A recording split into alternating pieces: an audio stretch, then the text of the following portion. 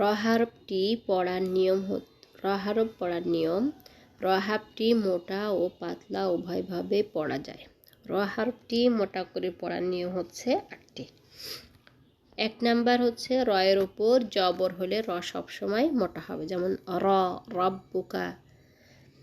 2 number র এর উপর সাকিন তার পূর্বে বা ডানে যদি জবর হয় তব সময় র মোটা হবে, যেমন আরসালা।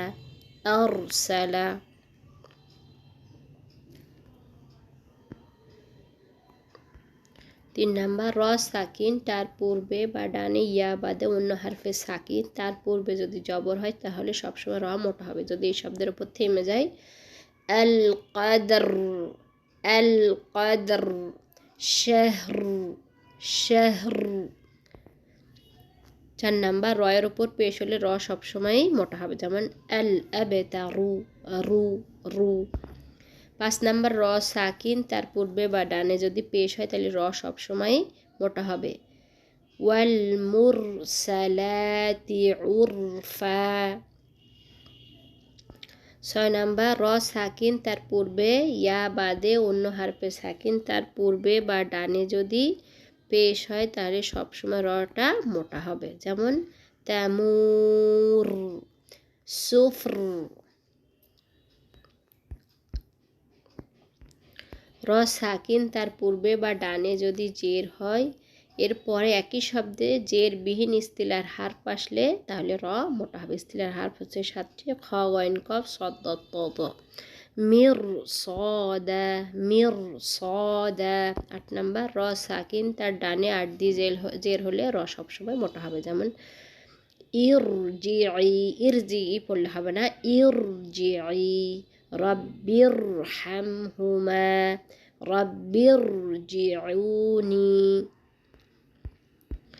যে জের বা পেশ বা জবর মিলিয়ে পড়লে আর থাকে না তাকে 8 দিয়ে জের বা 8 দিয়ে পেশ বা 8 দিয়ে জবর বলা হয়। 8 দিয়ে জের উচ্চারিত হলেও র মোটা হবে, উচ্চারিত না হলেও র মোটা হবে। র হরফটি পাতলা করে পড়ার নিয়ম হচ্ছে 4টি।